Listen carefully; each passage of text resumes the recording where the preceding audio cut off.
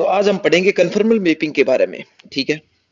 Conformal mapping को हिंदी के अंदर कहते हैं अनुकोण प्रतिचित्रण। ये बीएससी फाइनल ईयर का जो कॉम्प्लेक्स एनालिसिस की जो बुक है, उस बुक के लास्ट यूनिट है, वो ये है कन्फर्मल मैपिंग, जिसको इंग्लिश में एक कन्फर्मल ट्रांसफॉर्मेशन या अनुकोण रूपांतरण भी कहते हैं। ठीक है।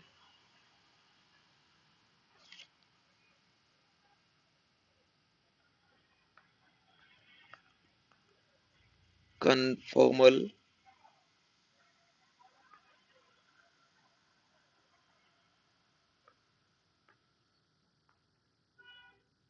मेरे हिसाब से कलर दूसरा लेना चाहिए।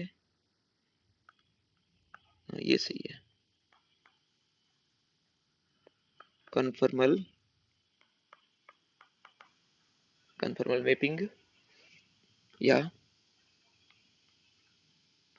Conformal transformation.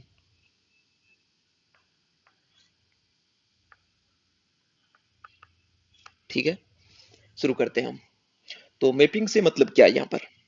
सबसे पहले ये बात करते हैं मैपिंग या ट्रांसफॉर्मेशन। मैपिंग के बारे में आप सभी बच्चे बिल्कुल पहले से जानते हैं।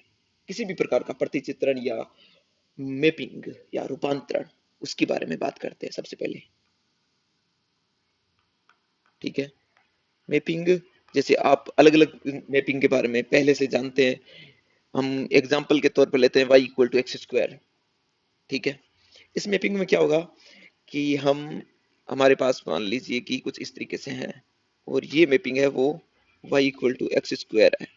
यहाँ पर मान लो जीरो है, 0 1 2 3 4 ये एलिमेंट्स है। ठीक है। तो ये जीरो जीरो मैप होकर क्या बनेगा? यहाँ पर जीरो ही देगा। और वन है वो क्या बन जाएगा? 1 2 4 बन जाएगा। थ्री है जो 9 बन जाएगा। और फोर है वो क्या बन जाएगा? 16 बन जाएगा। ठीक है। ये इस तरीके से आया बात समझ में आपको? अगर समझ में आया है तो आगे देखो। जैसे कि y equal to x square है, इसको ग्राफ को हम कैसे ड्रॉ करते हैं? कुछ इस तरीके से ड्रॉ करते हैं। ठीक है। ये y एक्सिस हो गया, ये x एक्सिस हो गया।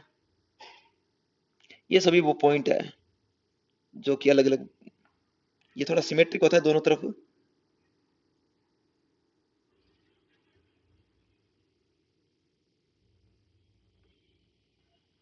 थोड़ा टेढ़ा बना है, लेकिन कोई बात नहीं, आप लोग समझ लेना इसे। यहाँ पर ओरिजिन है, ये ओरिजिन जीरो से 0 0 मतलब 0 0 पॉइंट है, इस पर ये इससे पास होता है। और यहाँ पर इसकी जो टेंजेंट बनती है वो एक्स एक्सिस खुद इसकी टेंजेंट होती है। ठीक है। अब हम बात करते हैं कि सम्मिश्र फलन में, इसी के बारे में बात करते हैं। सम्मिश्र फलन, सम्मिश्र फलन में क्या होगा? W equal to z square होगा। तो W का मतलब u plus iota v equal to x plus iota y का होल स्क्वायर। ठीक है, यही तो होगा। हमने एक फंक्शन लिया क्या? W equal to u plus iota v। देखो फंक्शन जो यहाँ पर मैंने W लिखा है, लेकिन कई जगह क्या होता है कि W की जगह एफ जेड लिखा जाता है। और एफ जेड बराबर क्या होता है? जैसे हमने थोड़ी देर पहले जो एफ एक्स बराबर एक्स स्क्वायर लिया ना फंक्शन, इसी तरीके से क्या हो जाएगा? एफ जेड बराबर जेड स्क्वायर हो जाएगा। और एफ जेड किसके बराबर होता है? एफ जेड बराबर होता है u प्लस आयोटा v के बराबर होता है। ठीक है। तो इनको इक्वेट करते हैं। इधर तो है u प्लस आयोटा v, और इस तरफ जो है उसका हम उसको होल स्क्वायर खोलते हैं तो क्या आएगा? X square minus y square plus में 2 times of x y iota साथ में। इसका मतलब u क्या आया? u होगा क्या? X square minus y square. और v क्या होगा? 2 टाइम्स ऑफ एक्स वाई। जैसे अभी हमने थोड़ी देर पहले पिछले पेज पर आपने देखा होगा, यहाँ पर सभी की सभी वैल्यूज x की है, यहाँ पर सभी की सभी वैल्यूज y की है। हम्म? जो फंक्शन, और यहाँ पर मैं इसको y की जगह लिख लेता हूँ, y equal to f x लिख लेता हूँ इस तरीके से। एफ एक्स बराबर एक्स स्क्वायर है, यानी ये इसको एफ एक्स लिख लेता हूँ। तो ये एक्स है वो इस एफ एक्स पर मैप हो रहा है हर एक वैल्यू पर, 0 0 पर, 1 1 पर, 2 4 पर, 3 9 पर, और 4 है वो 16 पर मैप हो रहा है। इसी तरीके से यहाँ पर क्या होगा, यहाँ पर होगा कि ये है जेड और इस तरफ हो जाएगा एफ जेड। ठीक है, जेड का मतलब है यहाँ पर जो पॉइंट होंगे वो होंगे कुछ एक्स कोमा वाई टाइप के, क्योंकि हम कॉम्प्लेक्स प्लेन को हम क्या कहते हैं कि ये R2 प्लेन के उसके इक्विवेलेंट मानते हैं, जो सभी के सभी पॉइंट्स को हम, जैसे कि z बराबर क्या होता है x प्लस आयोटा y, तो उसके लिए हम क्या करते हैं कार्तीय निर्देशांकों के अंदर 2D के अंदर हम उसको पॉइंट्स में लिख लेते हैं x y में लिख लेते हैं, या उसके उसके इक्विवेलेंट मानते हैं, उसके जैसा ही मानते हैं। इसी तरीके से fz में क्या होगा, fz में fz बराबर क्या होता है u प्लस आयोटा v होता है ना ये, तो इसके सारे सारे पॉइंट होंगे वो कुछ ऐसे होंगे u plus u iota v, u v type के होंगे। तो अब हम लिखते हैं सभी पॉइंट्स। जैसे कि इस सेट के अंदर कोई पॉइंट है 1 1, एक्स और वाई की वैल्यू 1 1, तो इसमें इधर u v की जो वैल्यू होगी वो क्या होगी, ये पॉइंट है इसका नाम दे देते हैं कि ए है, तो इसके कोरस्पॉन्डिंग जो ए डेस यहाँ पर मैप होगा दूसरी साइड में, तो वो क्या होगा, तो 1 1 लिया है तो u की वैल्यू क्या आ जाएगी, यहाँ से ये आ जाएगी 0, और v की वैल्यू क्या आएगी 2 आएगी। ये पॉइंट b लेते हैं, तो b का मतलब हो गया 2 3, तो यहाँ पर b डेस की वैल्यू क्या हो जाएगी, 2 दूनी 4, 4 माइनस 9 यानी कि माइनस का 5, और 2 टाइम्स ऑफ एक्स वाई यानी कि 2 3 6 7 12, ये हो जाएगी। कुछ और लो, जो भी दिमाग में आ रहा है वो। यहाँ पर अगर पॉइंट ले हम 0 0, तो वो दूसरी साइड में क्या होगा सी डेस, वो भी मिलेगा 0 0 ही मिलेगा। हम्म,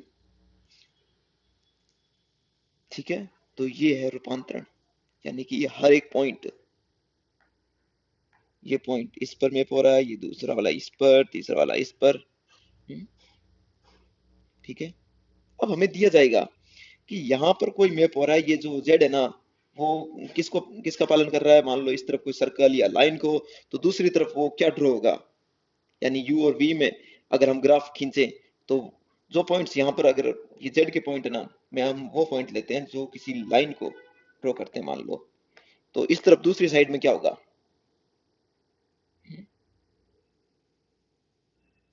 ठीक है, लाइन ले लेते हैं एक बार के लिए, मान लेते हैं कि y इक्वल टू एक्स ही ले लेते हैं, y equal to x line है मान लो एक बार के लिए, हम अगले पेज पर काम करते हैं इसके लिए, दोबारा से लेते हैं। यहाँ पर जो हमारा जो, यानी कि जो z है हमारा, z के पॉइंट क्या थे x y टाइप के, और हम कहते थे कि ये सभी पॉइंट क्या है किसी लाइन पर है, और वो लाइन है y equal to x line. ठीक है, y equal to x line है, तो दूसरी साइड में जो एफ जेड है हमारा, जो कि हमें पता है कि u v में इसके पॉइंट है, और u बराबर तो क्या हो गया था इसमें अभी हमने निकाला था, क्योंकि यहाँ पर हमारा जो प्रतिचित्रण था वो एफ जेड था, वो क्या था एफ जेड इक्वल टू था जेड स्क्वायर, तो इसको सोल्व किया तो आया u आया x square minus y square, और v आया है 2 टाइम्स ऑफ एक्स वाई। अब हम कर रहे हैं कि हमारा x, ये जो z है हमारा, जो हमारा ये z है वो क्या हो रहा है, वो इसको पालन करता है, यानी कि वो हमारे सभी के सभी पॉइंट है x y वो किसी एक लाइन पर है, वो लाइन ये है y इक्वल टू एक्स, यानी कि हमारे इस लाइन पर पॉइंट कौन से आएंगे 0 0 आएगा, और क्या आएगी, सारे पॉइंट आएंगे बिल्कुल आएंगे, तो वो कौन कौन से आएंगे उन्हीं पर बात कर रहे हैं। हमारे इसमें जो पॉइंट होंगे ना, एक बार के लिए हम लिखे तो ऐसा लिख सकते हैं x, इस टाइप के पॉइंट होंगे। दूसरी साइड में जो हमारे u v वाले पॉइंट देखे हैं उसमें क्या हो जाएगा, u तो हमेशा 0 हो जाएगा इस हिसाब से, और y क्या हो जाएगा, v क्या हो जाएगा, ये हो जाएगा 2 टाइम्स ऑफ एक्स स्क्वायर, यानी सारे के सारे पॉइंट जो यहाँ पर मिलेंगे वो किस तरह के मिलेंगे, 0 2 एक्स स्क्वायर। जैसे 0 0 1 1 -1 -1 2 2 -2 इस तरीके से, तो 0 0 मैप कहाँ होगा, 0 0 पर मैप होगा, और 1 1 कहाँ पर मैप होगा, ये होगा 0 2 -1 ये भी कहाँ मैप होगा 0,2 2,2 कहाँ मैप होगा 0, 2 दूनी 4 4 दूनी 8 और -2,2 ये भी 0,8 पर मैप होगा इस तरीके से।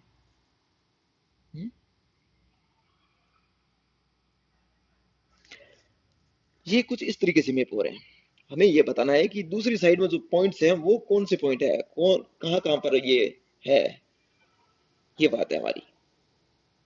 हम इसको ड्रॉ करें अगर, जैसे ये इस तरफ वाला जो जेड है वो तो हमें पता चली गया, ये तो इस ये लाइन है, ये हमारी जो लाइन है ना वो रिक्वायर्ड लाइन वो है। तो दूसरी साइड में अगर ये एक्स है ये वाई है, अगर हम इस तरफ आए यहाँ आए और बात करें कि ये क्या है, अगर ये u है और ये v है तो हमें पता चल रहा है कि u तो हमेशा जीरो होगा, u तो हमेशा जीरो है, सारे के सारे पॉइंट है ना वो आ रहे हैं, u तो हमेशा जीरो है, यानी कि वो सारे के सारे पॉइंट है वो इस लाइन के ऊपर है, इस लाइन के ऊपर, और सारे के सारे पॉइंट हैं 2 टाइम्स ऑफ एक्स स्क्वायर इस टाइप से दिख रहे हैं। क्या किया जाए अब? हम्म अब क्या किया जाए बताओ? 2x स्क्वायर यानी कि 0,0 पर तो ये पॉइंट यही मिलता है, दूसरा रख लेते हैं, और उसके अलावा 0,0 पे यही, और अगर हम रखें हमने रखा 1,1 पॉइंट, देखो 0,0 पॉइंट ये था, इसके कॉरेस्पॉन्डिंग ये पॉइंट हो गया, 1,1 पॉइंट ये है, इसके कॉरेस्पॉन्डिंग जो पॉइंट है वो है 0,2, वो कोई पॉइंट ये होगा। उसके बाद -1,1 रखा, उसके कॉरेस्पॉन्डिंग भी यही पॉइंट है। हमने रखा 2,2 पॉइंट, तो उसके कॉरेस्पॉन्डिंग ये कोई बहुत आगे पॉइंट होगा, यहाँ पर होगा लगभग, वो पॉइंट होगा 0,8। इस तरीके से दोनों पॉइंट ये आ जाएंगे, इस तरीके से पॉइंट आ रहे हैं, एक पॉइंट ये आ गया, एक बार ये आ गया, एक बार ये आ गया। हम्म, क्या कहा जाए इन पॉइंट्स को?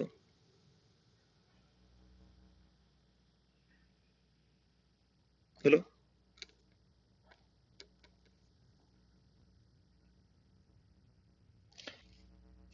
हम्म,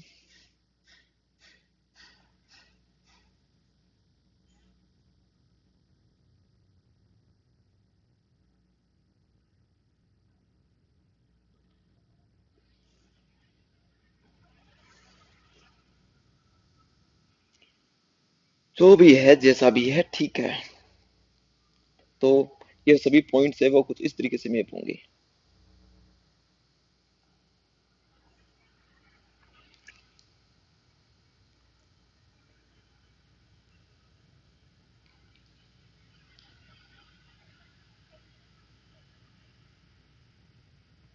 ठीक है, मतलब अपने अपनी तरफ से ये लाइन ली है, तो इस लाइन ये लाइन सभी, इस लाइन पर जो पॉइंट्स है वो सभी पॉइंट्स, मतलब हाफ को हाफ लेते हैं तो क्या होगा, हाफ को हाफ लेंगे तो यू तो जीरो होगा, और v क्या हो जाएगा, v हो जाएगा 1/2, यानी कि ये पॉइंट बीच में आ जाएगा, इसके बीच में क्या आएगा, एकदम पास में आएगा, यहाँ पर हाफ ले लिया।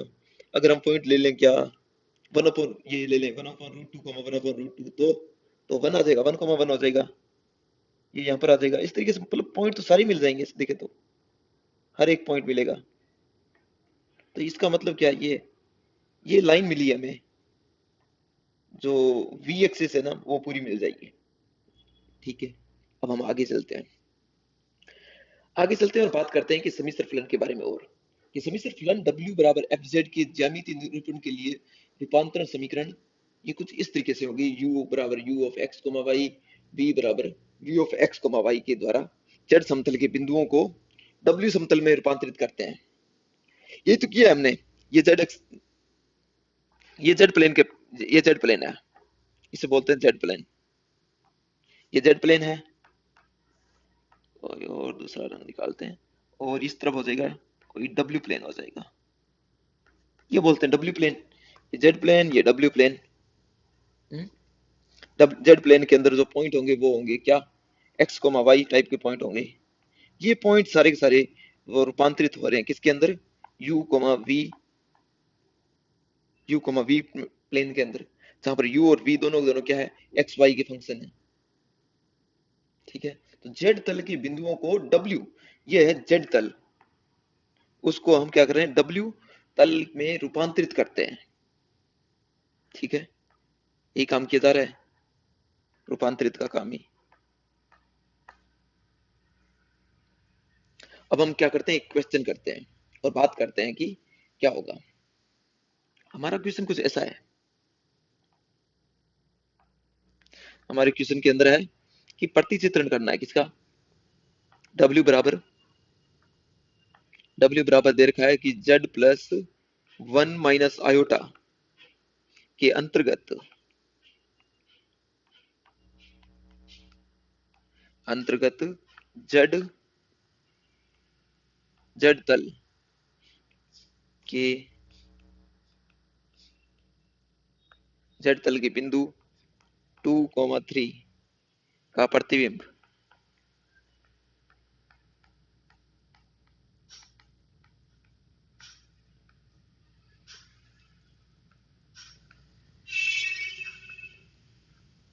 ठीक है,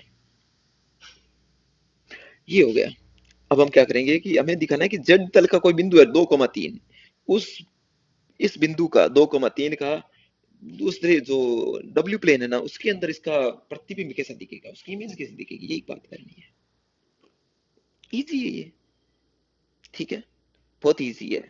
कैसे इजी है, कुछ नहीं करना मेरे हिसाब से तो इसका सॉल्यूशन हो गया, लेकिन हम थोड़ा तरीके से करते हैं।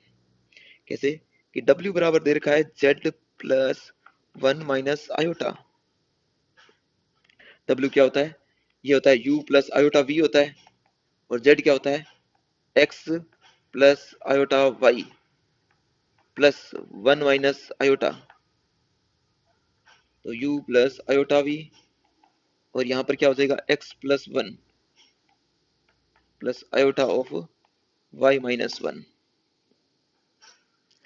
अब हमें ये कहा गया है कि U तो क्या हो गया इसमें, U हो गया X प्लस 1, और V बराबर क्या हो गया, Y - 1।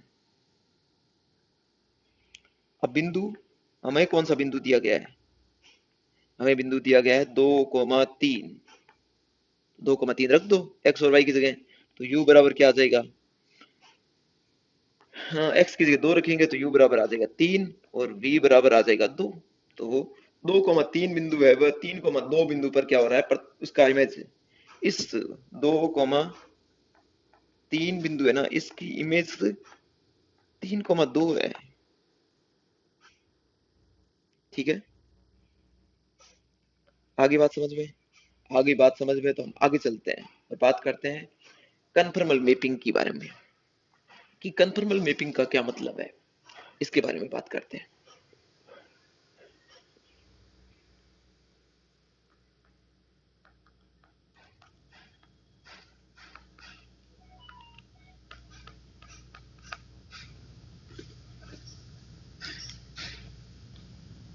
कन्फर्मल मैपिंग के बारे में बात करेंगे कि ये क्या चीज है।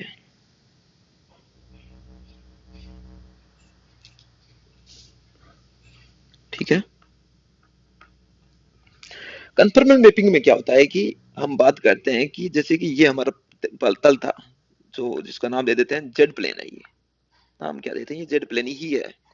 जेड प्लेन में कोई हमारे कोई दो कर्व है, वो एक दूसरे को काटते हैं, तो वहां पर कुछ इस तरीके से है। ये है C1 कर्व और ये है C2 कर्व। C1 और C2 कर्व के बीच में जो एंगल बन रहा है वो थीटा एंगल बन रहा है, और वो है कौन सा किस तरह से लिया, हमें एंटी क्लॉकवाइज लिया है। ठीक है, और ये जहां पर काट रहे हैं वो पॉइंट है P। तो इन्हीं का इन्हीं का प्रतिरूप ये क्या बोलते हैं, प्रतिचित्रण या इनका रूपांतरण जो कि W प्लेन में होगा। W प्लेन में जब ये एक दूसरे को काटेंगे, तो वहां पर भी इनके बीच में एंगल है, वो थीटा ही बनना चाहिए। और ये गामा 2, ये गामा 1, और ये पॉइंट जो है ये P डैश हो जाएगा, यहाँ पर P है और यहाँ पर P डैश। तो कन्फर्मल मैपिंग ये कहता है कि माना जेड समतल का बिंदु P, ये बिंदु P, ये बिंदु P माना जेड समतल का बिंदु पी डब्ल्यू समतल में पी डेस पर प्रतिचित्रित होता है यदि पी पर प्रतिच्छेदित होने वाले वक्रों के मध्य का कोण व परिमाण कोण कोण का परिमाण व दिशा पी डेस पर प्रतिच्छेदित होने वाले वक्रों के मध्य कोण के परिमाण व दिशा के बराबर है, तब हम क्या करेंगे, इस रूपांतरण को बोलेंगे क्या, अनुकोण रूपांतरण, कन्फर्मल मैपिंग बोलेंगे। तो मेरे हिसाब से आप लोगों को बात समझ में आ गई होगी कि कन्फर्मल मैपिंग क्या है। ठीक है, अब हम उसके बाद में हम पढ़ेंगे आइसोगोनल मैपिंग। आइसो आइसोगोनल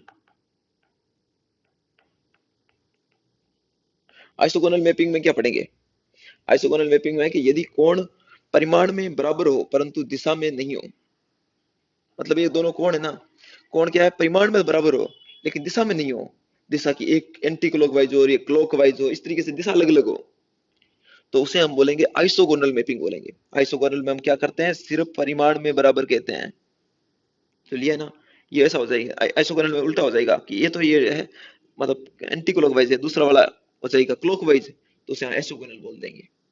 ठीक है, आइसोगोनल मैपिंग को बोलते हैं हिंदी के अंदर तुल्य कोणीय रूपांतरण, यानी कि कोण है वो तुल्य है, बस तुल्य कोणीय रूपांतरण। ठीक है, अब हम बात करते हैं कि W बराबर जेड बार है ना, वो एक तुल्य कोणीय रूपांतरण है। एक एग्जांपल समझते हैं, एग्जांपल, कोई एग्जांपल है जिसके अंदर लिखा है कि W बराबर दे रखा है जेड बार, ठीक है, और ये W बराबर जेड बार है वो क्या है, तुल्य कोणीय रूपांतरण है। ठीक है, आइसोगोनल मैपिंग है।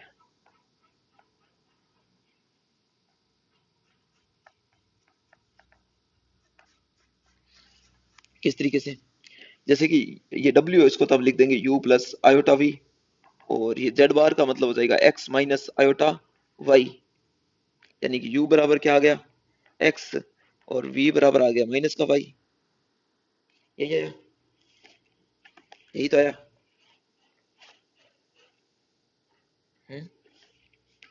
सही है ना ये।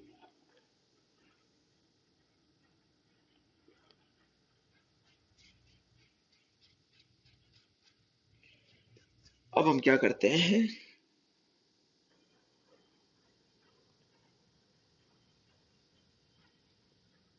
हम क्या करते हैं कि दो ग्राफ खींचते हैं, कोई भी शेप है वो बनाते हैं, इसके अंदर डब्ल्यू प्लेन जेड प्लेन के अंदर बनाते हैं, कोई शेप बनाते हैं। मैंने मान लीजिए कोई एक सी, ये कोई दो लाइनें खींची है, एक लाइन एक लाइन ये लाइन तो हो गई y इक्वल टू 1 और ये हो गई x बराबर 1। ठीक है, इन दोनों लाइन के बीच में जो कोण है वो कितना है, पाई बाई 2 डिग्री को एंगल है, ये हमारा है जेड प्लेन। अब बात आती है कि इसी कन्फर्म मैपिंग के अंदर क्या होगा कि ये जो डब्ल्यू प्लेन होगा उसके अंदर ये दोनों किस तरीके से मैप होंगे। डब्ल्यू में हमने अभी अभी देखा है कि यू बराबर तो क्या होगा, ये यू है और ये वी है, यू बराबर तो एक्स है।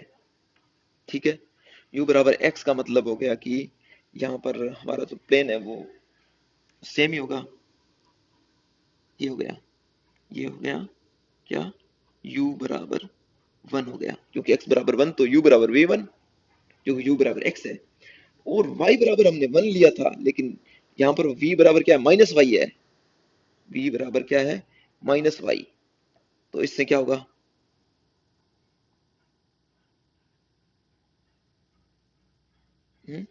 v बराबर -1।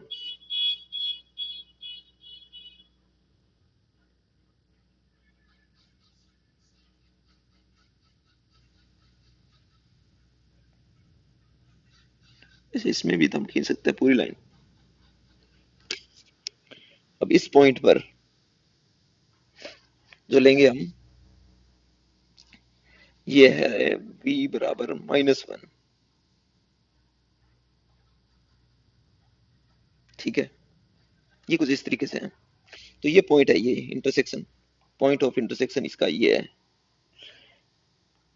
तो अब हमारे क्या होगा कि एंगल तो हमारे इन दोनों लाइनों के बीच में जो है ना पाई बाई टू एंगल ही है, लेकिन चीजें बदल जाएगी अब जो इसका जो हमने लिया था इसकी जो डायरेक्शन होगी वो चेंज हो जाएगी। डायरेक्शन क्या हो जाएगी, चेंज हो जाएगी।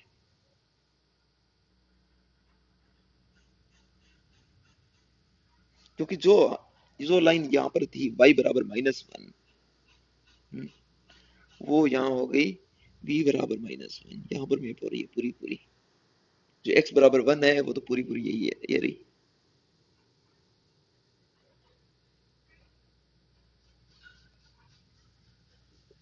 हम्म, यहाँ पर हमने एंगल पाई बाई टू लिया है।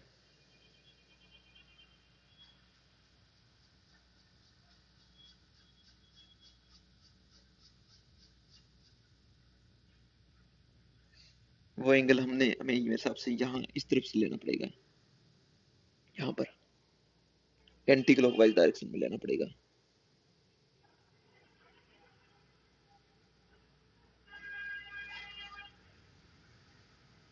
अच्छा, ये लोग तो कह रहे हैं कि डायरेक्शन कुछ इस तरीके से चेंज होगी।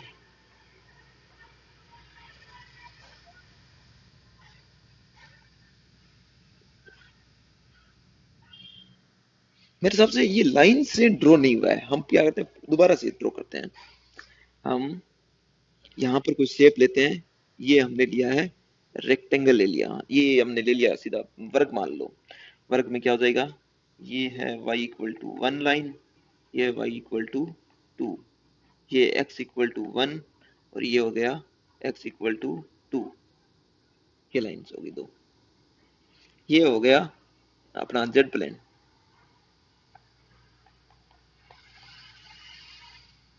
लाइन से पता नहीं चल रहा ना।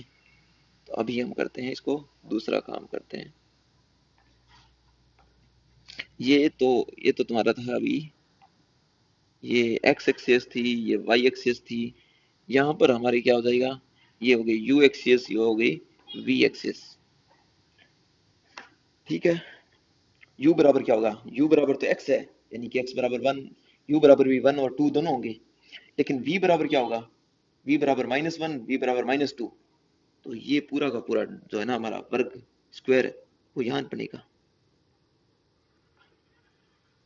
ये रहा u बराबर 1, u बराबर 2, v बराबर -1, v बराबर -2। पूरा का पूरा मैप ऐसे नीचे की तरफ हो गया। यहाँ पर मान लो कि हम एंगल कुछ ऐसा ले रहे हैं, हैं? हम कुछ एंगल मान लो ये ले रहे हैं यहाँ पर इस तरीके से, तो ये पूरा ही घूम गया, तो ये एंगल क्या हो जाएगा, कुछ ऐसा हो जाएगा। आप थोड़ा सोचो ऐसे कि यहाँ पर ऐसे ये डब्बा है, ये पूरा का पूरा ऐसे नीचे की तरफ फोल्ड हो रहा है, नीचे आ गया सीधा, इसका एकदम पूरा पूरा नीचे हो रहा है। यहाँ देख लो, ये जो मैप हो रहा है वो कुछ ऐसे हो रहा है, यहाँ से यहाँ पर आ रहे हैं तो नीचे की तरफ, तो एंगल बदल जाएगा, लेफ्ट का राइट हो जाएगा, राइट लेफ्ट हो जाएगा, होएगा ना। नीचे आ गया, ये मैप है ना पूरा पूरा कैसे है।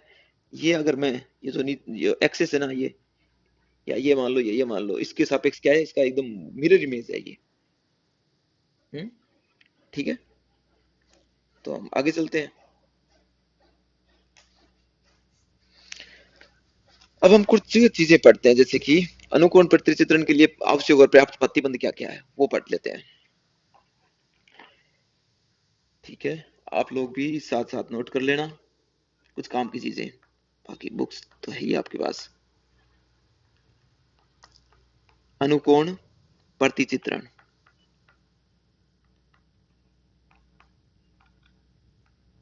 प्रतिचित्रण के लिए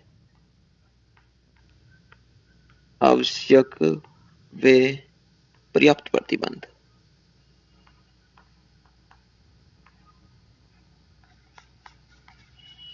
प्रतिबंध,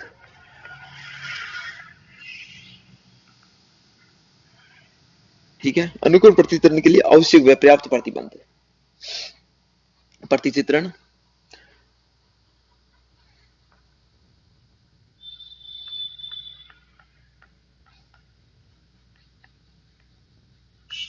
प्रतिचित्रण W equal to f z प्रांत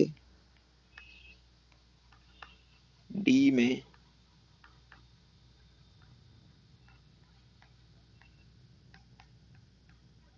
अनुकोण अनुकोण प्रतिचित्रण होगा। तो प्रतिचित्रण W equal to f z प्रांत डी में अनुकोण प्रतिचित्रण होगा। दो कंडीशन है। पहली कंडीशन तो ये कहती है कि प्रांत डोमेन डोमेन डी में डोमेन डी के अंदर एफ जेड क्या होना चाहिए, एनालिटिक होना चाहिए। एनालिटिक फंक्शन हो, विश्लेषिक फलन हो। हिंदी में विश्लेषिक, इंग्लिश में एनालिटिक कहते हैं इसे, ठीक है। दूसरी कंडीशन क्या है? दूसरी है कि प्रांत यानी डोमेन डी के अंदर क्या होना चाहिए, एफ डेस जेड वो क्या होना चाहिए, नॉन जीरो होना चाहिए। फंक्शन एफ जेड का डिफरेंशिएशन क्या होना चाहिए, नॉन जीरो होना चाहिए। वो वेनिश नहीं होना चाहिए इस पूरे डोमेन के अंदर, ठीक है। ये बात समझ में आ गई। तो ऊपर वाली जो कंडीशन है वो तो है आवश्यक और ये है पर्याप्त। मैं लिख देता हूँ यहाँ, ये जो नीचे वाली कंडीशन है इसको बोलते हैं पर्याप्त प्रतिबंध। ये पर्याप्त प्रतिबंध है ये। और ऊपर वाला ये है आवश्यक प्रतिबंध। आवश्यक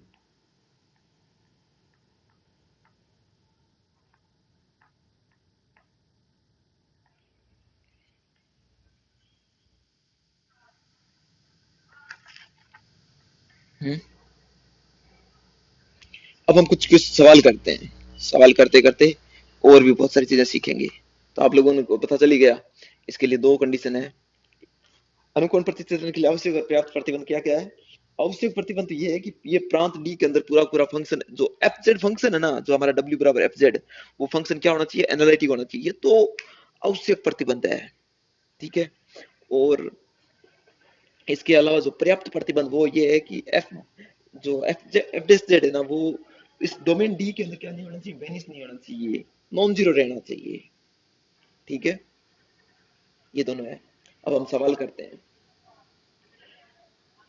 अब हमारा सवाल ये है कि वह बिंदु जहां W equal to 3z plus z square अनुकोणी नहीं है।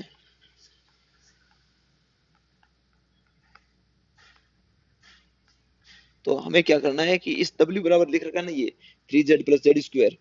तो हमें क्या करना है कि हमें वो पॉइंट्स बताने हैं जेड प्लेन के अंदर जहां पर क्या नहीं है, ये अनुकोणी नहीं है, जहां पर ये कन्फर्मल नहीं है। तो वो कौन कौन से हो जाएंगे? हम्म?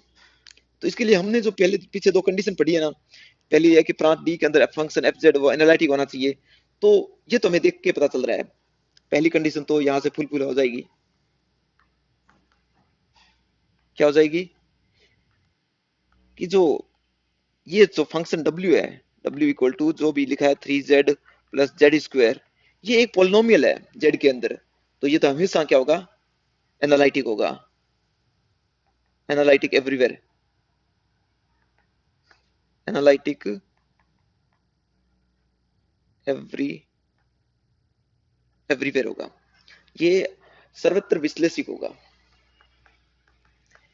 दूसरी कंडीशन में हम ये बात करते हैं कि F dash Z non zero होना चाहिए। ये बात करते हैं ना। तो हम उन पॉइंट्स को बारे में पता लगाएंगे जहां पर ये जीरो हो जाएगा। तो इसका डिफरेंशिएशन क्या हो जाएगा, 3z, 3z का जो गया 3 और प्लस 2z इक्वल टू 0। यानी कि z बराबर माइनस का 3/2। इस पॉइंट पर ये क्या नहीं होगा, कन्फर्मल नहीं होगा। क्योंकि हम कह रहे हैं कि हमारा जो डोमेन है उसमें ये पॉइंट नहीं, वो पॉइंट नहीं होने चाहिए। हमारा डोमेन कुछ ऐसा होना चाहिए जिसके अंदर ये वेनिस ना हो, जो हमारा एफ जेड। तो मेरे हिसाब से आप लोगों को समझ में आया होगा ये बात। हमने यही थ्योरी इसमें लगा दी अगले वाले सवाल में। आगे चलते हैं।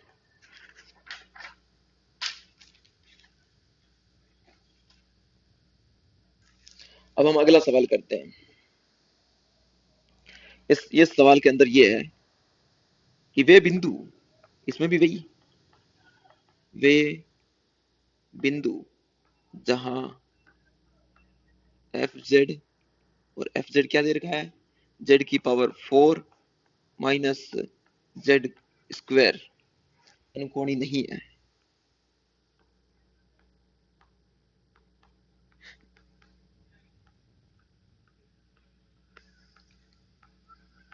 ठीक है। अनुकोणी होने के लिए हमने देखा था पर्याप्त और आवश्यक और पर्याप्त प्रतिबंध देखे थे। तो इनमें से पहला जो था कि एफ जेड का एनालिटिक होना चाहिए। तो हमें पता है कि एफ जेड ये तो एनालिटिक ही होगा, जेड की पावर 4 माइनस जेड स्क्वायर, ये तो ये 4 डिग्री का एक पोलिनोमियल है। ठीक है। ये सर्वत्र विश्लेषिक होगा, इसमें तो कोई दो राय नहीं है, क्योंकि ये बहुपद है, पोलिनोमियल है। ये सर्वत्र विश्लेषिक फलन होगा, एनालिटिक एवरीवेयर होगा। तो दिक्कत कहाँ आ रही है? हुँ? दिक्कत है दूसरे में, कि हम ये कहते हैं कि हमारे जो डोमेन के अंदर है ना फंक्शन एफ जेड है, वो वेनिस नहीं होना चाहिए, जीरो नहीं होना चाहिए। तो हम क्या करते हैं, चेक करते हैं ये कहाँ जहाँ जीरो होगा, एफ डेस जेड बराबर जीरो निकालते हैं। तो हो जाएगा 4z³ minus 2 times of z equal to zero. पूरे में से 2z कॉमन ले लेते हैं, तो ये आ जाएगा 2 times of Z square minus 1 बराबर जीरो। यानी एक तो पॉइंट आ जाएगा z बराबर जीरो, एक पॉइंट आ जाएगा z बराबर प्लस माइनस 1/2। ये तीन बिंदुओं पर ये क्या नहीं होगा, विश्लेषिक नहीं होगा। ठीक है। इन तीन बिंदुओं को हमें क्या करना है, निकालना है। इन तीन बिंदुओं के अलावा पूरा का पूरा हर जगह ये क्या हो जाएगा, अनुकोणीय हो जाएगा, कन्फर्मल हो जाएगा। तो बच्चों आगे हम एक और सवाल देखते हैं। ऐसे छोटे छोटे सवाल आप लोगों को एकदम क्लियर होना चाहिए कि किस तरीके से हम डेफिनेशंस को, जो हमने थ्योरी पढ़ी है, उसको काम में लेते हैं। मैं आप लोगों के लिए एक सवाल और लिखता हूं। निम्न निम्न में से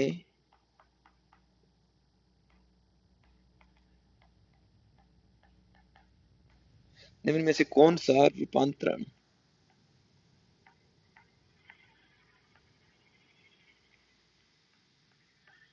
प्रांत mode of Z less than 1 में अनुकोणी है?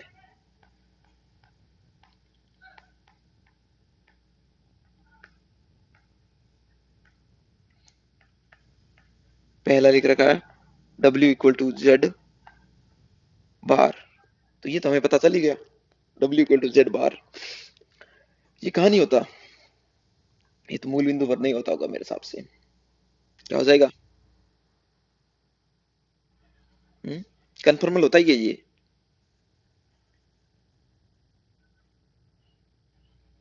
जेड बार लिखा है ना हमने, W equal to z bar. W equal to z bar, इसको तो वैसे भी चेक कर सकते हैं, हमने देखा था ये आइसोगोनल है, तुल्य कोणीय है, अनुकोणी नहीं है बिल्कुल भी। इस हिसाब से ये नहीं होगा। ये तो पीछे सोल्व किया था भैया। और ये क्या हो जाएगा, W equal to z square minus z. तो ये एनालिटिक तो हर जगह होगा। और इसके बाद बात देखते हैं कि एफ डेस जेड जीरो। तो एफ डेस जेड है ना, वो हो जाएगा, अगर हम यहाँ रखें 2z-1, यानी कि z बराबर 1/2। जेड बराबर 1/2 पर इसका ना डेरिवेटिव है वो जीरो हो रहा है, यानी कि ये वहां पर क्या नहीं है, अनुकोणी नहीं है। ये आ जाएगा यहाँ से, इसका डिफरेंशिएशन जीरो जहां हो रहा है वहां। और ये हो गया W equal to 2z minus z square. ये कहाँ हो जाएगा, 2z का 2 माइनस 2z, यानी z बराबर 1 पर हो जाएगा ये।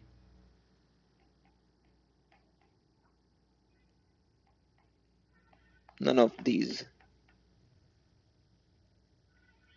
तो मेरे हिसाब से इसमें हो जाएगा नन ऑफ दीज हो जाएगा। ये सवाल आप करना खुद, वैसे मैंने काफी कुछ तो हिंट दे ही दिया है। इसमें ऑप्शन ये होगा, मतलब कि ये जो सभी लिखे हैं, ये वाला, ये ये सभी नहीं होंगे अनु। पहला वाला इसलिए नहीं होगा क्योंकि ये अनुकोणी नहीं है, ये तुल्य कोणीय है, ये हमने देखा था। और दूसरे वाले में क्योंकि हर ये एनालिटिक तो है, कोई दिक्कत नहीं है, एवरीवेयर एनालिटिक एवरीवेयर, क्योंकि ये पोलिनोमियल है। तीसरा ऑप्शन में लिखा वो भी पोलिनोमियल, लेकिन दिक्कत कहाँ हो रही है? दिक्कत हो रही है इसमें कि जो सेकंड, जो पर्याप्त प्रतिबंध, वो ये कहता है कि जो हमारा ये फंक्शन का डेरिवेटिव है वो वेनिस नहीं होना चाहिए डोमेन के अंदर, तो ये वेनिस हो रहा है इसलिए। हम्म, वेनिस मेरे हिसाब से, एक मिनट, इसमें हमारे डोमेन भी तो दे रखा है। डोमेन दे रखा है mode of Z less than 1 दे रखा है, तो चेक करते हैं और क्या है।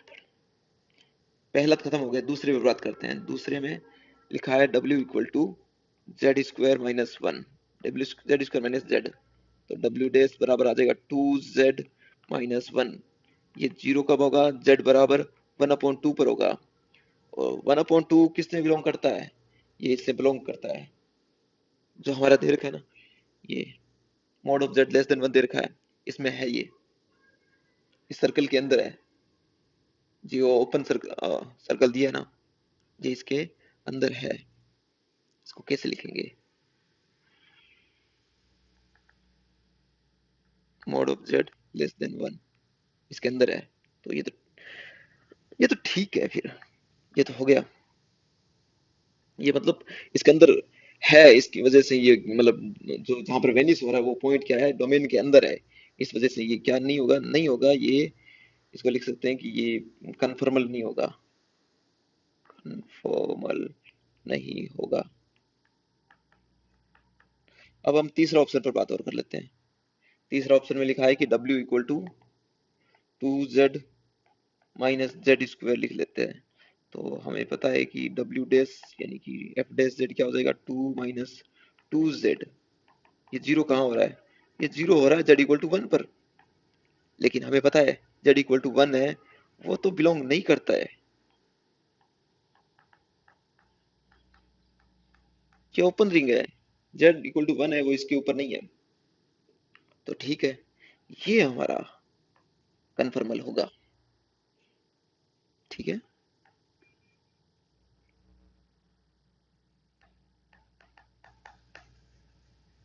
ठीक है, तो मेरे हिसाब से ये नहीं होगा।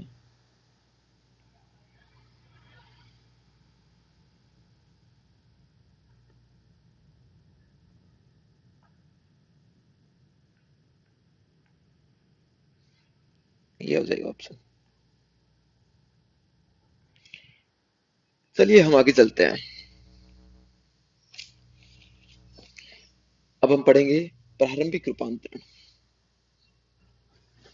ठीक है, क्या पढ़ेंगे? एलिमेंट्री ट्रांसफॉर्मेशन पढ़ेंगे।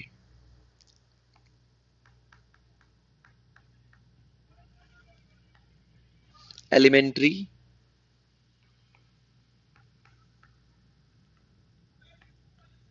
ट्रांसफॉर्मेशन।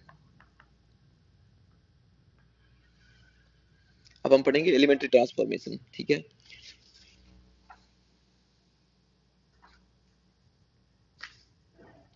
तो एलिमेंट्री ट्रांसफॉर्मेशन में सबसे पहले हम पढ़ेंगे किसके बारे में? ट्रांसलेशन के बारे में।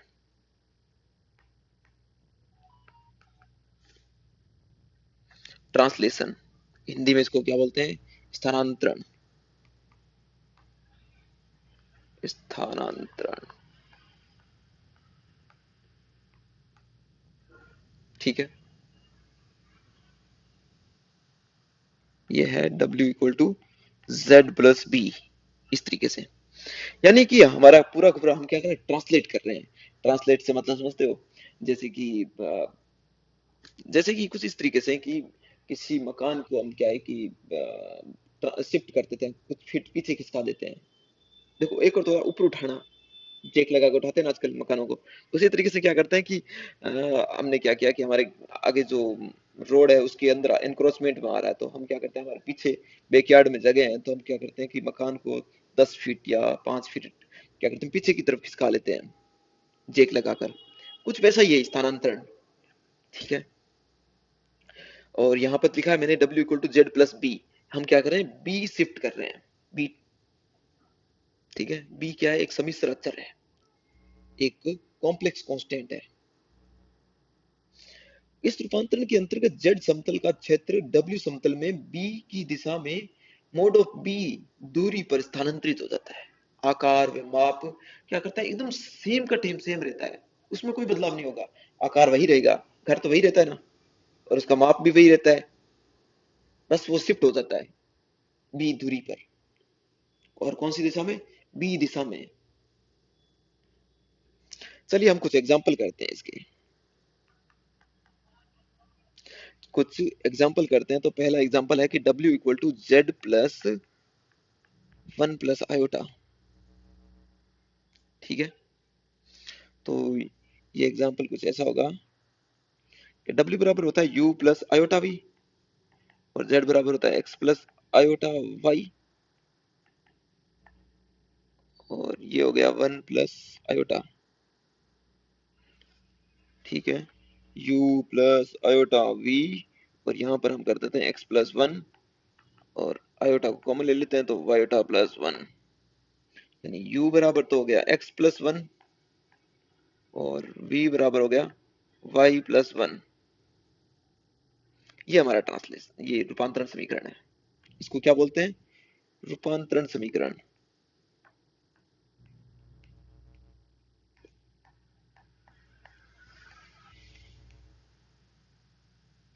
ठीक है, रूपांतरण समीकरण बोलते हैं। ये कुछ ऐसा है कि ये हमारा कोई बॉक्स है, ये कोई हमारा स्क्वायर वर्ग है, जो ये हो गया x बराबर 0, ये हो गया y बराबर 0, ये हो गया x बराबर 1, और ये हो गया y बराबर 1। अब हम इसको ट्रांसलेट, ये है x एक्सिस और ये है y एक्सिस।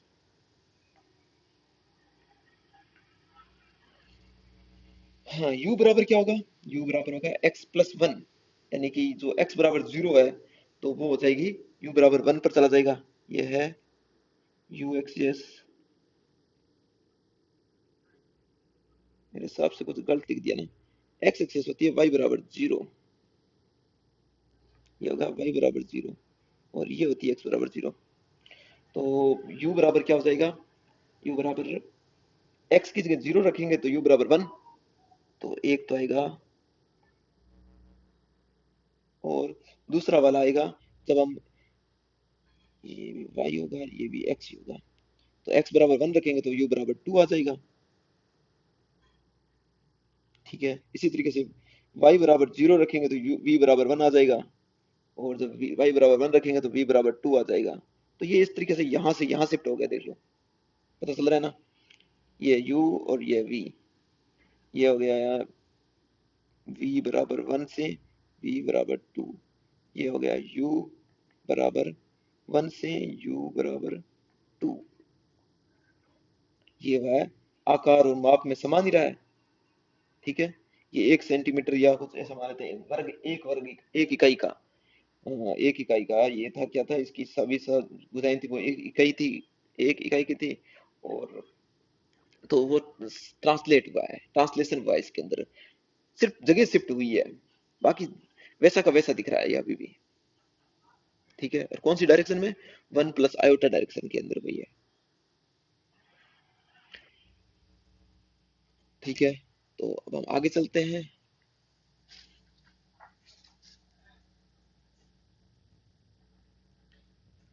और कितनी दूरी पर शिफ्ट हुआ है, तो इसमें लिखा है ना हमने mod of b. Mod of b का यानी कि इसका मोड लेंगे, अगर लेते हैं, अगर इसका मोड लेते हैं तो क्या आएगा, इसका मोड का मतलब हो गया √2। तो √2 ये है, ये डायरेक्शन, ये इतनी दूरी पर शिफ्ट हुआ है ना, ये पहले इसका ये पॉइंट यहाँ था, यहाँ पर ये था, अब ये थोड़ा शिफ्ट होके यहाँ पर आ गया है, तो इन दोनों के बीच में जो डिस्टेंस है वो √2 है। अब इस पॉइंट है, ये पॉइंट ये यहाँ पर आया है, तो इन दोनों के बीच में भी, मतलब पहले यहाँ था, ये थोड़ा आगे खिसक गया, तो इन दोनों के बीच में √2 डिस्टेंस है, यानी ये √2 दूरी पर स्थानांतरित हुआ है। 1,1 पॉइंट है वो √2 दूरी पर स्थानांतरित हो गया, हर एक पॉइंट √2 डिस्टेंस पर। अब हम बात करते हैं एलिमेंट्री ट्रांसफॉर्मेशन में, हम बात करेंगे अब घूर्णन के बारे में। रोटेशन।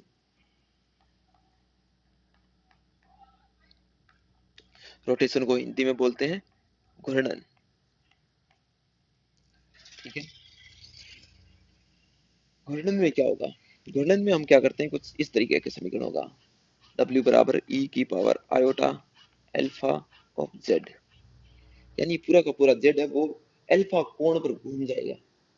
अल्फा अगर पॉजिटिव ले रहे हैं तो उसे बोलेंगे हम एंटी क्लॉकवाइज डायरेक्शन बोलेंगे। क्या बोलेंगे? Anti clockwise direction. Alpha positive है, अल्फा अगर नेगेटिव है तो उसे बोलेंगे हम क्लॉकवाइज डायरेक्शन बोलेंगे। ठीक है। इस रूपांतरण के अंतर्गत जेड समतल की आकृति डब्ल्यू समतल में क्या करेगी? अल्फा कोण घूम जाएगी। बस इतनी ही बात याद रखनी है आपको। ठीक है। आप चाहो तो इस पर एक दो सवाल कर सकते हैं, चाहो तो सिर्फ तभी। चलो करते हैं इस पर, कोई बात नहीं।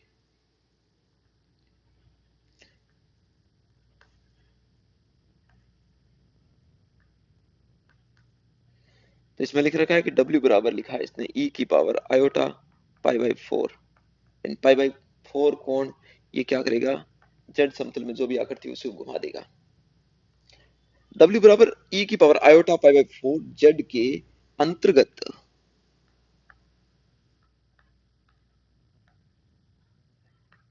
x बराबर 0, y बराबर 0 और x प्लस वाई बराबर 1, 1 का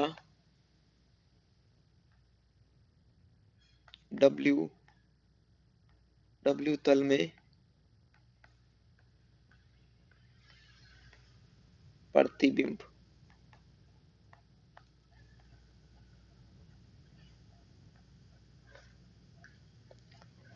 जेड समतल के अंदर है ना ये, इसके अंतर्गत कह रहा है ये। इसके अंतर्गत क्या होगा कि ये जो भी है आकृति x बराबर 0, y बराबर 0 और x प्लस वाई बराबर 1, ये W तल में कैसी दिखेगी, इसके बारे में बात हो रही है। पहले तो हम बनाते हैं इसको कि ये जेड सम प्लेन में कैसी दिख रही है। x बराबर 0 तो ये हो जाएगा, y बराबर 0 तो ये हो गया, x प्लस वाई बराबर 1 क्या हो जाएगा? ये कुछ वैसी हो जाएगी। ये x प्लस वाई बराबर 1। अगर ये x एक्सिस है और ये y एक्सिस है, अब हमें इसे बनाना है किसमें? ये है जेड प्लेन। ठीक है।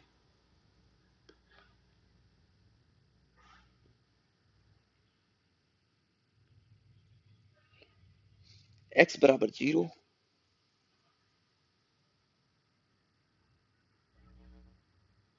ये है u और ये है क्या? v। ये क्या हो जाएगी? पाई बाई 4 एंगल पर घूम जाएगी पूरा का पूरा शेप। ये पूरा पूरा पाई बाई 4 एंगल पर घूमेगा। तो हमें पता है कि इन दोनों रेखाओं के बीच में कितना डिग्री का कोण है? पाई बाई 2 का। अगर ये x एक्सिस पर जो है ना y, ये जो y बराबर 0, अगर मैं इसे पाई बाई 4 एंगल पर घुमा दूं, पाई बाई 4 को एंगल पर घुमाऊंगा तो ये कुछ ऐसा आ जाएगा। तो ये x बराबर 0 लाइन है, ये कुछ घूमकर फिर क्या हो जाएगी? ये यहाँ पर आ जाएगी। ठीक है। और ये x प्लस वाई वाली लाइन है वो घूम के यहाँ आ जाएगी। मेरे हिसाब से इसको मेरे से ये लिखना चाहिए कि v बराबर y, v बराबर u, और यहाँ लिखना चाहिए v बराबर माइनस का u। और ये लाइन कौन सी हो गई? बताओ। x प्लस वाई बराबर ये क्या होगा? क्योंकि हमने तो एंगल कुछ घुमाया पाई बाई 4 एंगल पर, बाकी शेप तो वही रहेगी ना, इसमें तो कोई बदलाव नहीं होगा। इसमें तो कोई बदलाव नहीं होगा।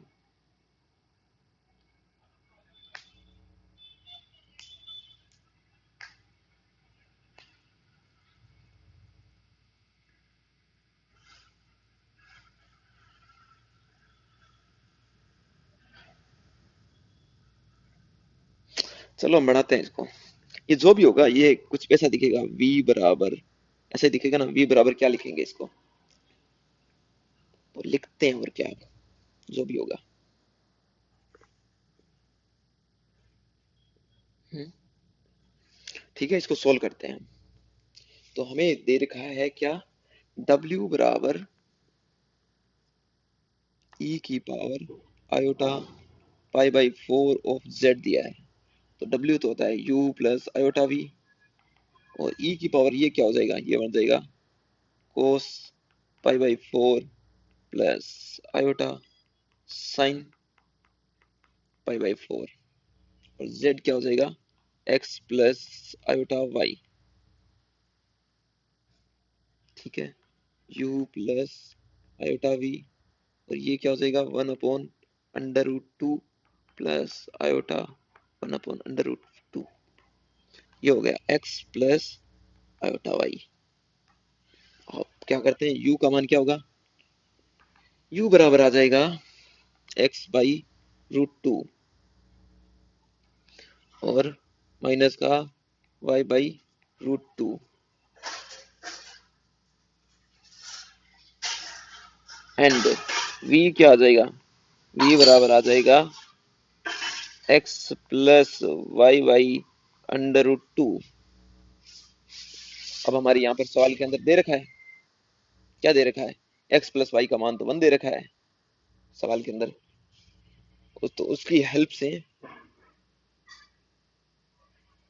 इसकी उसकी हेल्प माने या कुछ भी माने, जैसे कि हमारे सामने समीकरण दे रखी है कि x ये y बराबर 0, जो x एक्सिस है, y बराबर 0, y बराबर 0 लाइन है, तो वो क्या किस में कन्वर्ट हो जाएगी, y बराबर 0 रखो इसमें हर जगह, वो रखेंगे तो u बराबर तो क्या आ जाएगा, u बराबर आ जाएगा x/√2, और y बराबर क्या आ जाएगा, वो भी आ जाएगा x/√2। क्या लिख दिया तूने,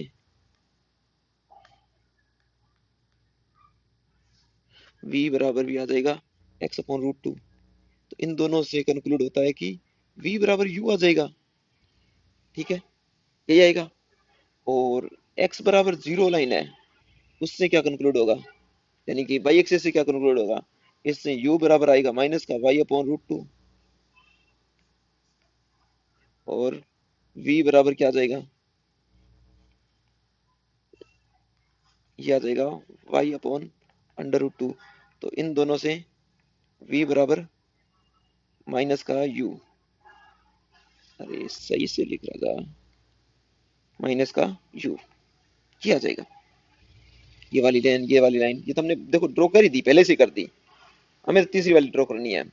जैसे लिखा है कि x प्लस वाई बराबर 1, x प्लस वाई बराबर 1 है, इसका मतलब तो v बराबर क्या आ जाएगा, सिर्फ यही बात है, बाकी रही है x प्लस वाई बराबर 1।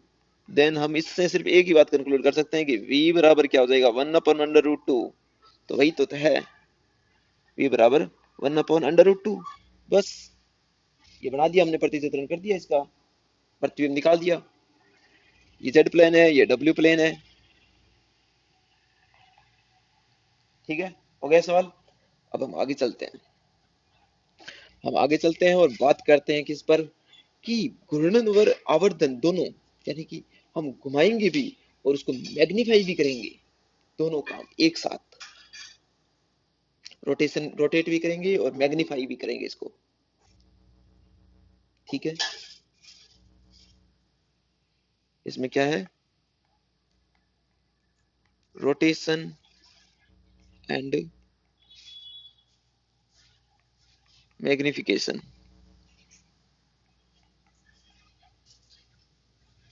इसको हिंदी में लिखेंगे घूर्णन व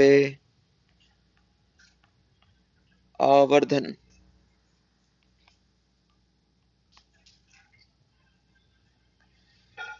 ठीक है, घूर्णन व आवर्धन हो गया।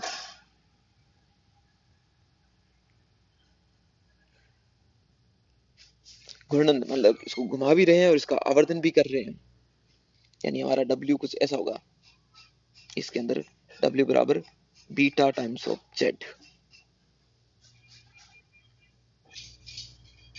ठीक है,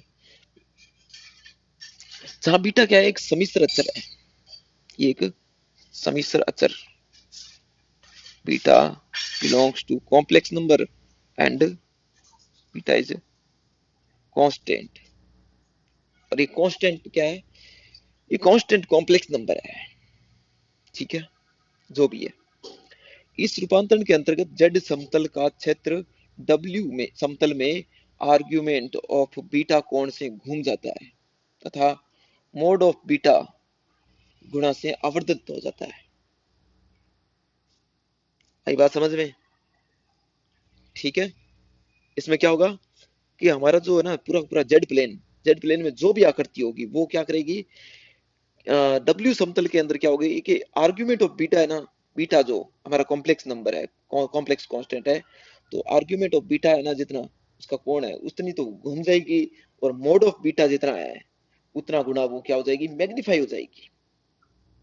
ठीक है। तो घूमेगी कितनी, रोटेट कितनी होगी, रोटेट होगी ये आर्ग्यूमेंट ऑफ बीटा इतनी होगी, और मैग्नीफाई मैग्नीफाई ये हो जाएगी, मैग्नीफाई हो जाएगी ये mode of beta.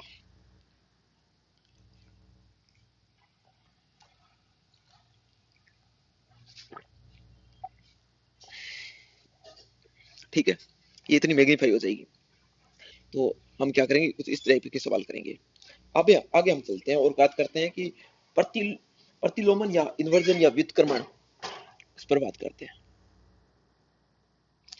Inversion,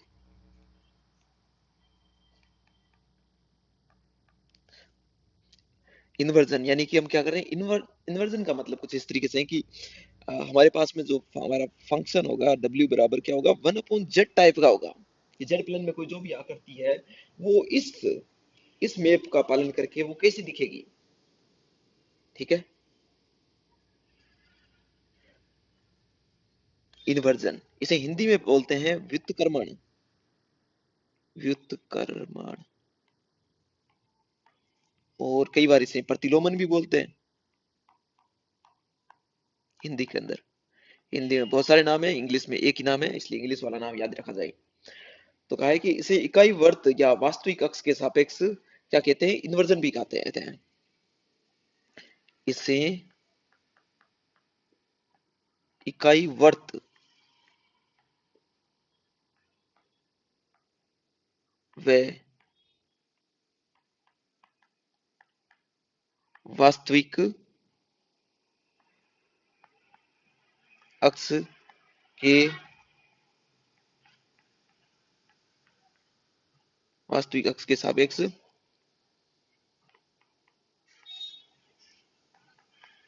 inversion, वास्तविक अक्ष के सापेक्ष इन्वर्जन कहते हैं।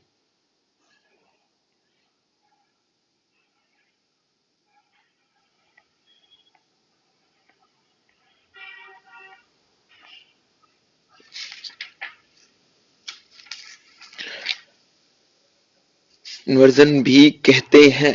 अब उसके बाद में बात करते हैं कि इस रूपांतरण के अंतर्गत जेड समतल के वास्तविक अक्ष के ऊपर नीचे के बिंदु डब्ल्यू समतल के वास्तविक अक्ष नीचे के नीचे ऊपर प्रतिबिंब होते हैं। कुछ समझ में आया ये बात?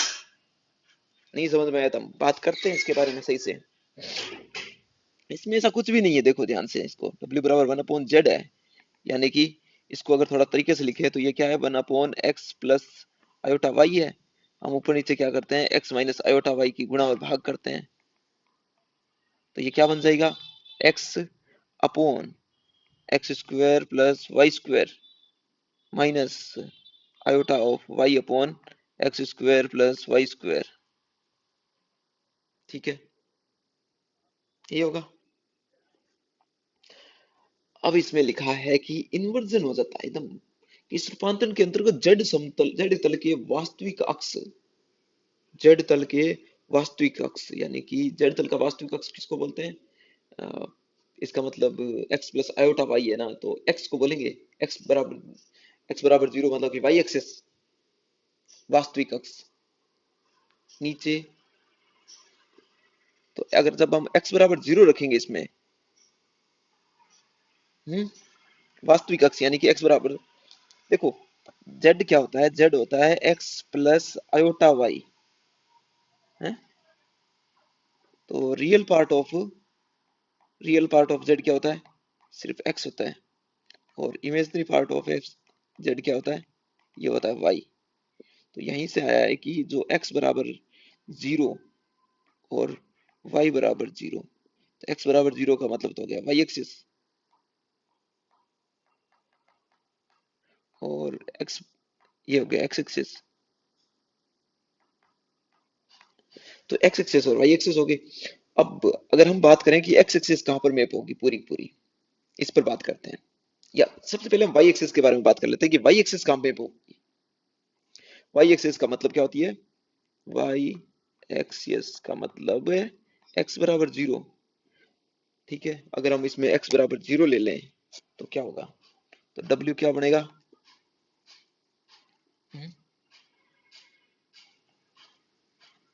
w क्या होगा, बताओ कैसा दिखेगा w। x बराबर 0 ले लें तो w होगा 1/x की जगह 0 प्लस आयोटा y, ये हो जाएगा माइनस का आयोटा ऑफ 1/y हो जाएगा। हम्म, ठीक है, ये हो गया ना। यानी कि एक जो हमारा रियल एक्सेस है वो वो कुछ इस तरीके से मैप होगी। हम्म, आई बात समझ में, आई कि नहीं आई। अगर आई है तो चलते हैं हम आगे।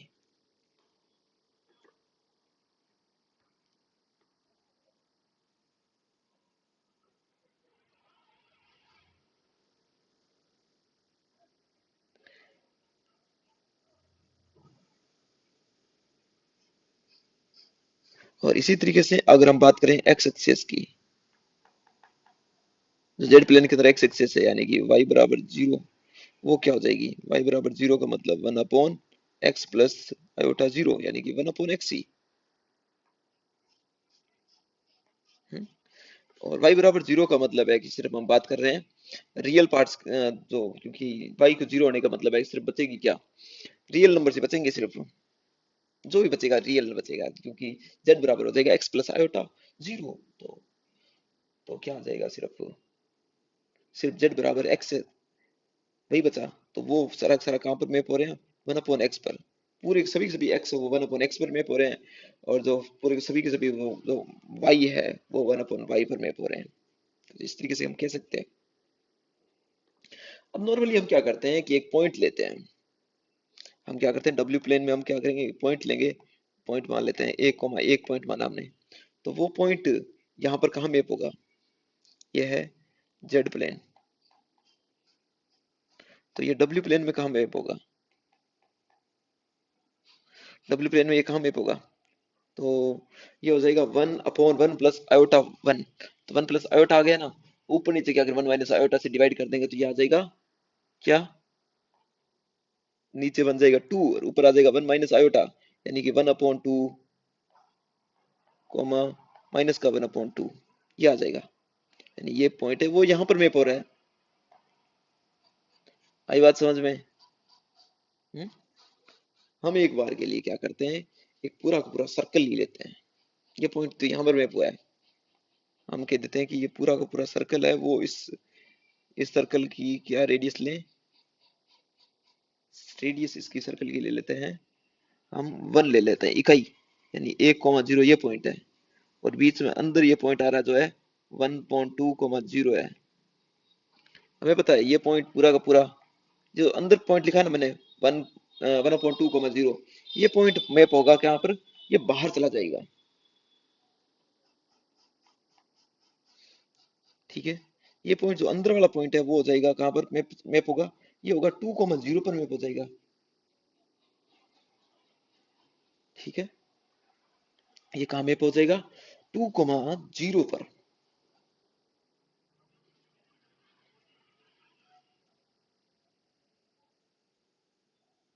क्योंकि वो जो हमारा ये सर्कल लिया हमने, वो लिया x² plus y square equal to 1 लिया है। हम्म? ये तो लिया है हमने सर्कल, तो ये सर्कल वैसा का वैसा यहाँ मैप होगा।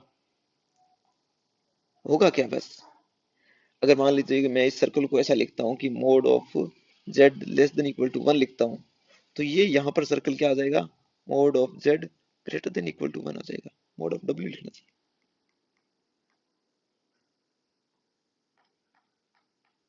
ये कुछ वैसा होगा क्योंकि जो पॉइंट अंदर था वो पॉइंट अब बाहर आ रहा है, ये यहाँ पर होगा 2,0, कुछ ऐसा, थोड़ी जगह कम है इसलिए।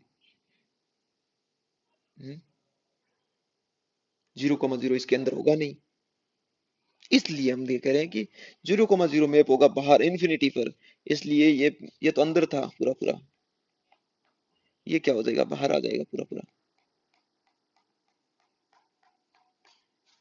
इस तरीके से। आ रहा है ना समझ में थोड़ा थोड़ा? बस तो थोड़ा थोड़ा बहुत है, ऐसे पढ़ते जाओ, आगे बढ़ते जाओ। Don't wait for more knowledge,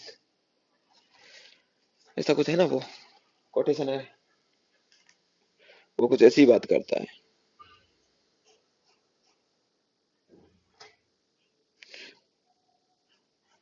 कि learning a few things at a time and immediately putting them into practice, that is the most important thing to do. Don't wait for more knowledge, do what you know right now, that will make you know more and more। ठीक है, तो यही काम करना है हमें, ज्यादा knowledge के लिए वेट नहीं करना, जो आप जानते हो उस पर काम करते रहो और ज्यादा से ज्यादा नॉलेज अपने आप एक्वायर करते जाओ। ऐसे वेट नहीं करना है कि ज्यादा नॉलेज प्राप्त करके ही फिर काम करूंगा, ना ना ना, काम करते जाओ बस, चलते चलते सीखते जाओ।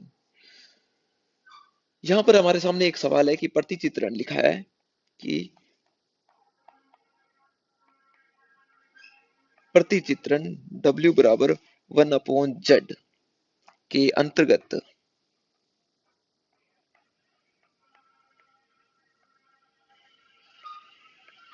Z समतल, Z समतल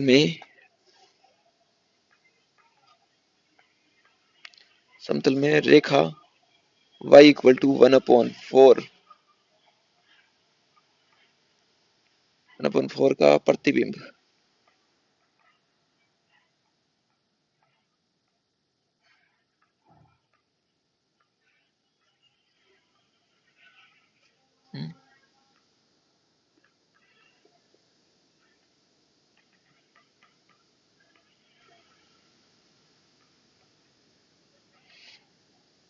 ये हो जाएगा u प्लस आयोटा v, और ये हो गया 1/x प्लस आयोटा y।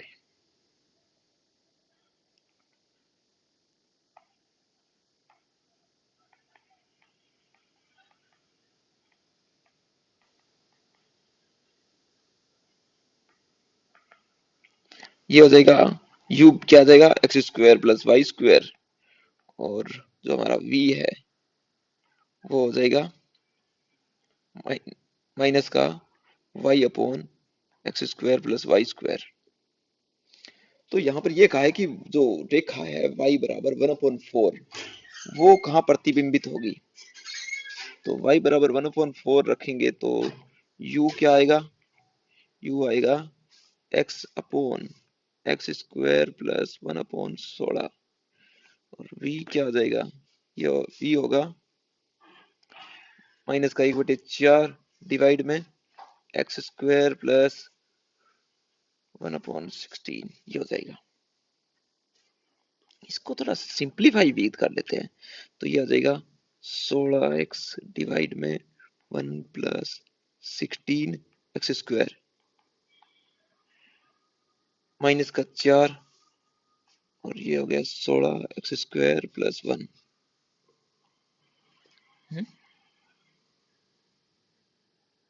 अब ठीक है, अब अगर हम v अपॉन यू करें अगर इसमें, तो क्या आ जाएगा, v upon you,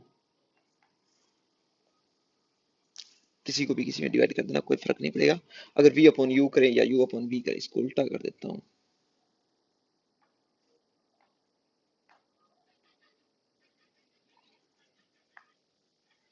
u upon v, ठीक है ना, डिवाइड करना इजी होगा। तो इससे क्या होगा, ये डिवाइड में जो लिखा है 1 प्लस 16 ये कट जाएगा, और 4 से डिवाइड हो जाएगा तो माइनस का 4x आ जाएगा। तो यहाँ से x का मान क्या आ जाएगा, x बराबर आ जाएगा माइनस का u अपॉन 4v, ये आएगा। ठीक है, इसका मान उठा के हम क्या रख देंगे, ये रख दो इसमें, v वाला दूसरा वाला है नीचे लिखा है उसमें रख देते हैं सीधा।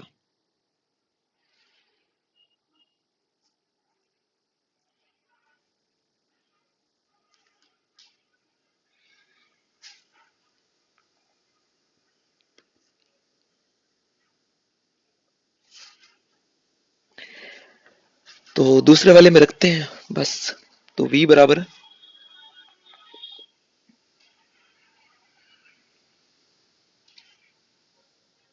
है माइनस का 4/16 x² plus 1।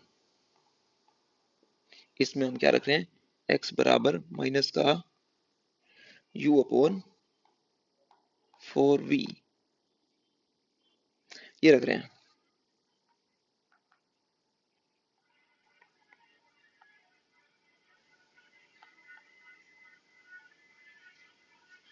u upon 4v का होल स्क्वायर प्लस 1।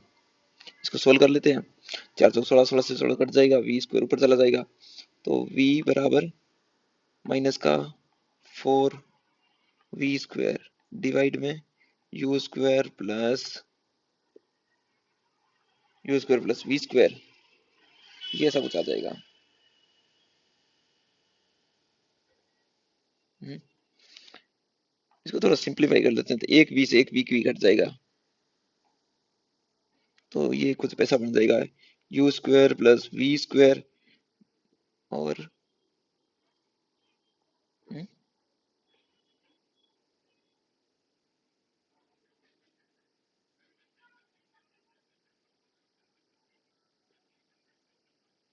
हाँ माइनस का 4v यानी ये प्लस का 4v बन जाएगा। ये कुछ सर्कल जैसा नहीं लग रहा क्या, बिल्कुल सर्कल की इक्वेशन है।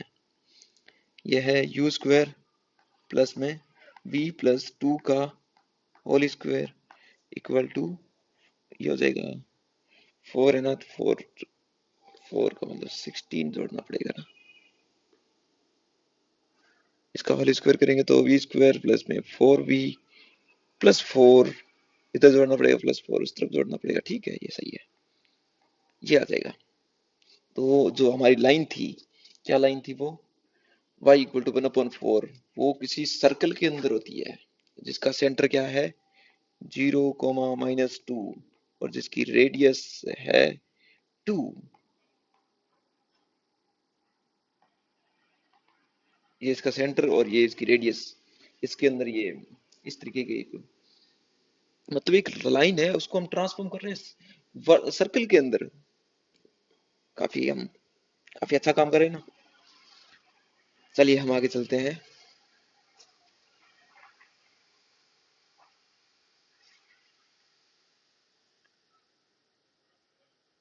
अब एक सवाल और करते हैं, फिर हम बाकी के काम अगली क्लास में करेंगे, ठीक है। एक लास्ट सवाल है ये। तो इस सवाल के अंदर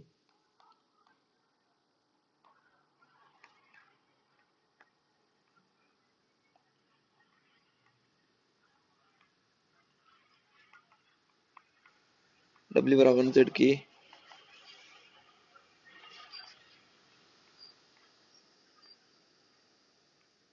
अंतर्गत x बराबर 1/2, प्रतिचित्रण w बराबर 1/z के अंतर्गत x बराबर 1/2 का प्रतिबिंब।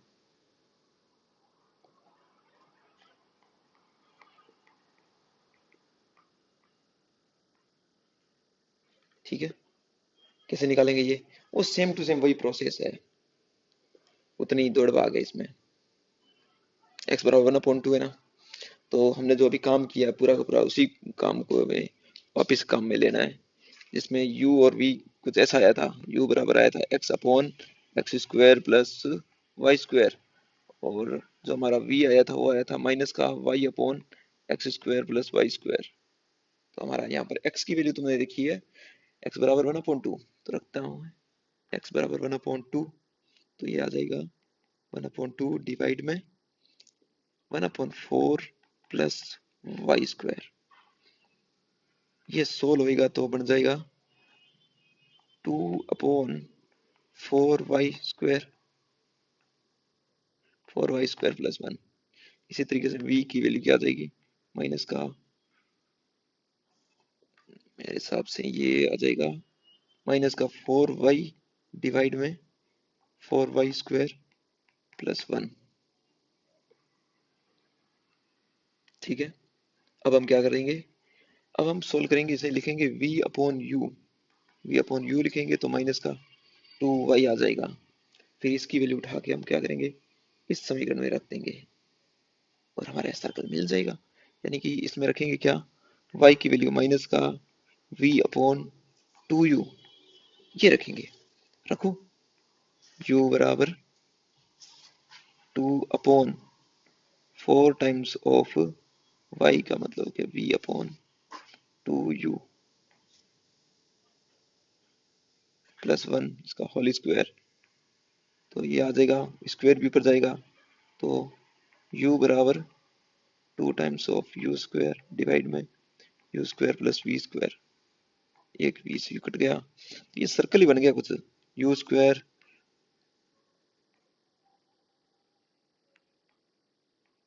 We u square plus v square minus का 2u बराबर 0। तो ये सर्कल बन गया एक रेडियस का जिसका सेंटर है 0 और 1,0। ठीक है,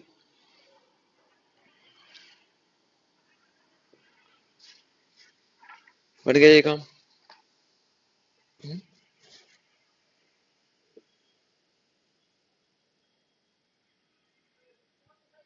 ठीक है, अब बाकी की क्लासेस, बाकी की सब चीजें हम अगली क्लास में देखेंगे। ठीक है।